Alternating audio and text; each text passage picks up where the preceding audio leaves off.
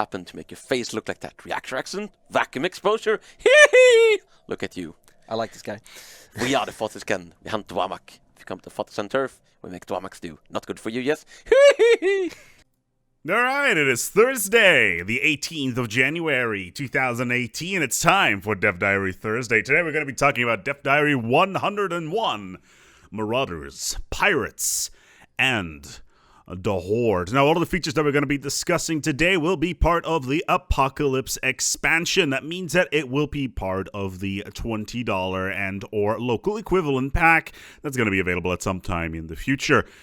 This is not a paid-for video. I'm just doing this of my own volition. Let's go and jump in towards these features for Marauders and take a look at what sort of joys we can find. First of all, Apocalypse feature number 1, Marauders. This is a new type of non-playable empire, so it's similar in its setup to the Fallen Empires. However, they kind of have more in common with the enclaves that are part of Leviathans, where they give you stuff if you pay them. Now, the stuff that you pay them with can be really expensive, but we're going to go a little bit more deeper into that. So, Marauders, a new type of non-playable empire that, obviously come with the expansion, are FTL nomads that are no longer living on planets, but they live in space stations in systems that are incredibly rich in resources. Now, from what we've seen from a stream earlier today, is that they generally spawn in like systems with 3 or 4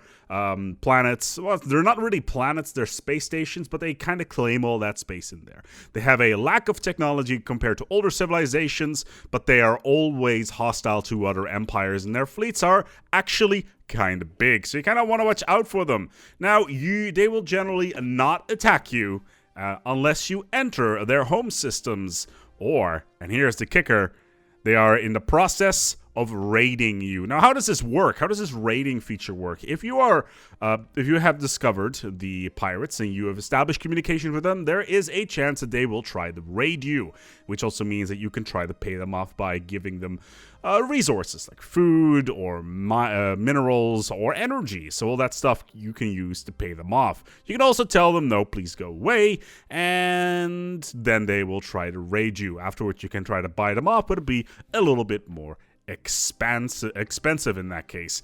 Yeah, they are a very interesting addition to the game, and it's a general rework of the way pirates work, and I'm going to be talking about that a little bit more shortly. But pirates are being reworked into these Marauders, which is really, really interesting, and it does give a little bit more flavor to the game, and it adds another way to play, because you can also pay them to attack other nations within the game. So we may actually have our first quote-unquote subterfuge system in place here, which is rather interesting. Obviously, there's the whole tribute thing that we talked about earlier, and they will raid your stuff if you do not watch out. Now, what does that mean? What does the actual raiding involve? They will send a fleet into your empire's territory, they will pillage your stations, and they will raid planets for slaves. They will only stop if they are either destroyed or they are satisfied with the amount of quote-unquote booty that they have amassed during their raid. Now, like I said, they can still be bought off, but it will cost you a lot more money. Like I said, you can get them to conduct raids on other species by paying them, which is always nice. You can kill them by wiping out their stations and ships in their home systems. However, they are very strongly defended and will take a mid to late game fleet to take them out. So I'm expecting them to be kind of similar to the Guardians from Leviathans, where it takes about 25 to 30,000 fleet powers to take down a Marauder empire in the appropriate cycle of the game. Now, one thing that we do need to mention is they can spawn up to 3 different versions of this empire in a single game, and that means that we can get on towards some of the more interesting points, because you can also hire them as mercenaries to fight on your side. So you can hire a general off of them, you can hire an admiral off of them with high skills and starting traits. You can also get fleets off of them. It's very expensive. It's not very clear at the moment whether or not this scales with your empire size. size. However, this fleet does not count towards your naval cap and does not cost any maintenance. You won't be able to split it, and you won't be able to remove any leaders that are attached to said fleet. So overall, it just adds more fleet power at you in a pinch, and the example they give us here is 9,000 energy. But of course, as always, final numbers are not final. So there you have it. 6 cruisers, 8 frigates, and 16 raiders. For those of you that have never played with raiders before, you can get them from the Broken Fleet Yard event, I believe. So there you have it. Now, like I said, there can be up to 3 of these empires. However, they are also host to something new, something that has been alluded to for quite some time, and I've been looking forward to because the game desperately needs a feature like this. Mid-game crises. Oh, crisi. What's the plural of crises? It's crisis, isn't it? Yeah. Oh, crises. Thank you, sweetie. New in the Apocalypse expansion is the Horde mid-game crisis. Now, if you've ever played Crusader Kings at some point in the game, I believe it's in the 1400s or 1500s, I'm not entirely sure, you can have the Golden Horde attack you from the east, or if you're feeling cheeky and you have the Sunset Invasion expansion enabled, then the Aztecs can arrive from the west. But this is a very similar thing here, that a great horde can come to be, because a Khan will rise up, and I'm sure that many of you will start screaming Khan at the screen right now, hopefully as a reference to Wrath of, and not the Into Darkness travesty. Anyway, the Great Khan will turn the Empire into a horde, where they basically will expand in every single direction. They will claim empty systems, and they will send fleets out to destroy star bases of any empire that will not submit to the Khan.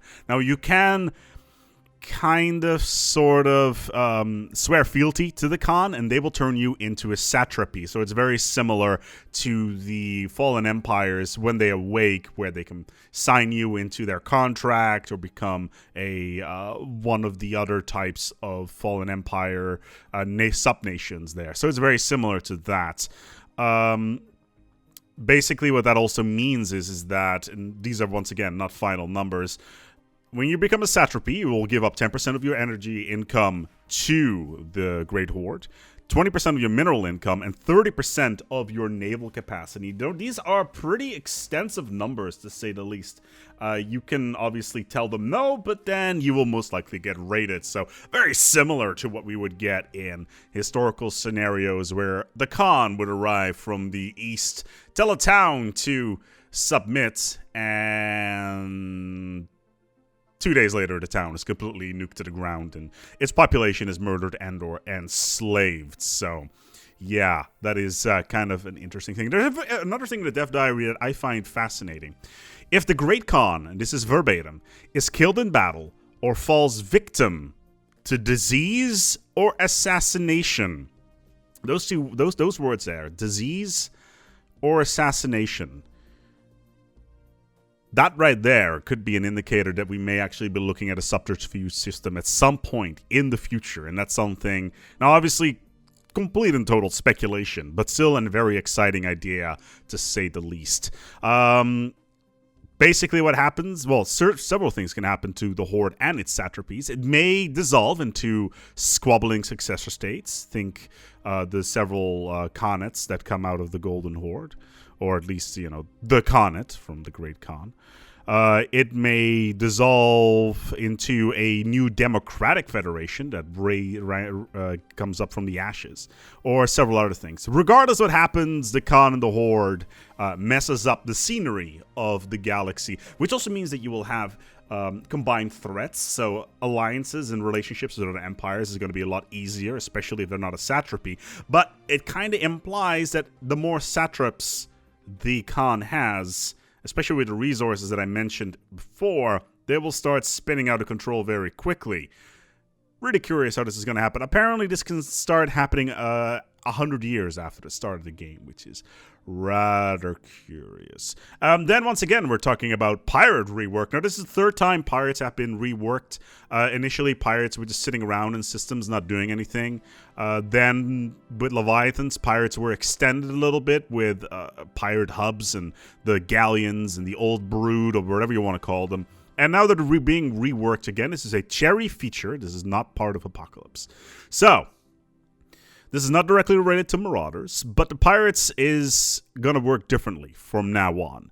No longer will they be populating random systems. Instead, they will start popping up in quote-unquote lawless systems that border your empire. Starting at the Birth of Piracy event, which happens generally within the first 4 years of the game, pirates will start popping up in random systems and start raiding your stuff. Now, these pirates will attack your systems and pillage your stations until they are destroyed, and will grow stronger and more numerous over the course of the game.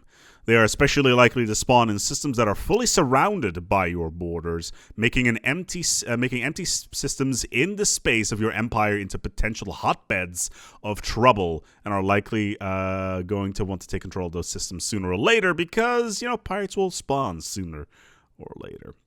The pirate galleon is still a thing. It's still in a single system together with its old guard, I think, is what it's called. So that still exists. So the pirates kind of go over there. The Pirate King, I guess, but that's like a whole different discussion.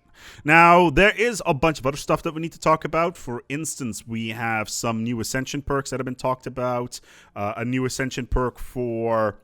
And I quickly need to go on towards the Twitter sphere here to take a look at what it actually is. It's another rework of the Mastery of Nature perk. Now, Mastery of Nature perk, when it was first launched with Utopia, it basically meant that you would get old terraforming not old terraforming technologies, old tile walker technologies, as well as a free cost to removing them. Then in 1.7, I believe, it was changed to a 50% reduction in cost. However, now in 2.0, it's going to change to the following. So Mastery of Nature is going to reduce the cost of removing planetary tiles to, I believe, 33%.